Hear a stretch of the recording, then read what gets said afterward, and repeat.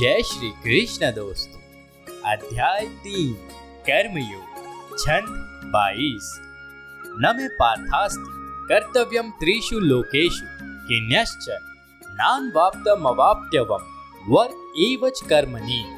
हे पृथा पुत्र, तीनों लोकों में मेरे लिए कोई भी कर्म नियत नहीं है। न मुझे किसी वस्तु का अभाव है और न आवश्यकता ही है, तो भी मैं नियत कर्म करने में तत्पर रहता हूँ। तात्पर्य, वैदिक साहित्य में भगवान का वर्णन इस प्रकार हुआ है।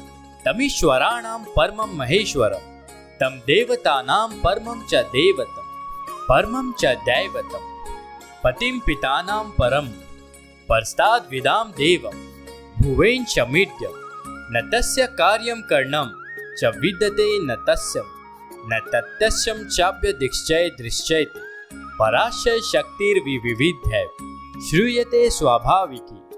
ज्ञान बल क्रियाश्च, परमेश्वर समस्त नियंताओं के नियंता है और विभिन्न लोकपालकों में सबसे महान है। सभी उनके अधीन हैं। सारे जीवों को परमेश्वर से ही विशिष्ट शक्ति प्राप्त होती है।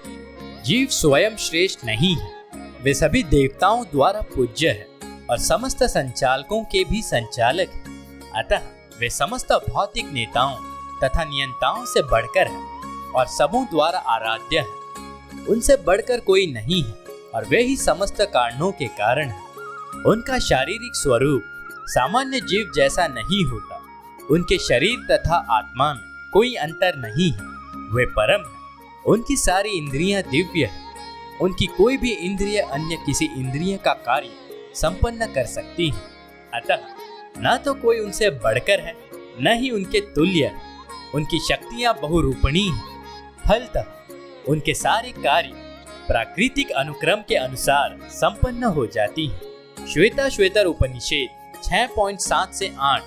क्योंकि भगवान में प्रत्येक वस्तु ऐश्वर्य से परिपूर्ण रहती है और पूर्ण सत्य से ओतप्रोत रहती है। अतः उनके लिए कोई कर्तव्य करने की आवश्यकता नहीं रहती।